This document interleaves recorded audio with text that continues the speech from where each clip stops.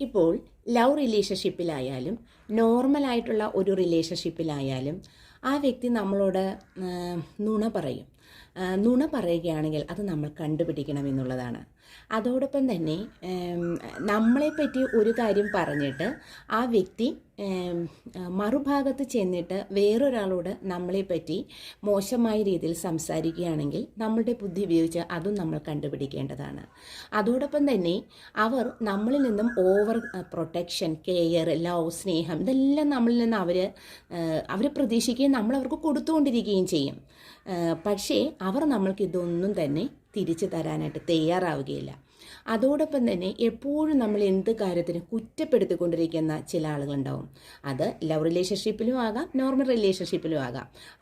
നമ്മൾ എന്ത് പറഞ്ഞാലും അവർ നമ്മളെ കുറ്റപ്പെടുത്തിക്കൊണ്ടേയിരിക്കും.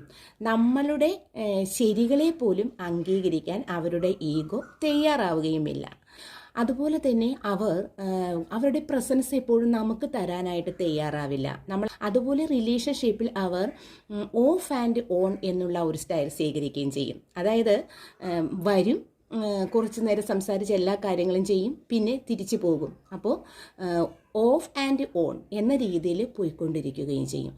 ഒരിക്കലും സ്റ്റാബിളായിട്ടുള്ളൊരു അവസ്ഥ നമുക്ക് തരാതിരിക്കുകയും ചെയ്യുകയാണെങ്കിൽ തീർച്ചയായിട്ടും നിങ്ങൾ ആ റിലേഷൻഷിപ്പ് കളയുക എന്നുള്ളതാണ്, ബ്ലോക്ക് ചെയ്ത് കളയുക എന്നുള്ളതാണ്. കാരണം ആ വ്യക്തിയെ ട്രസ്റ്റ് ചെയ്യാൻ നമുക്ക് കഴിയില്ല എന്നുള്ളത് തന്നെയാണ് വാസ്തവം.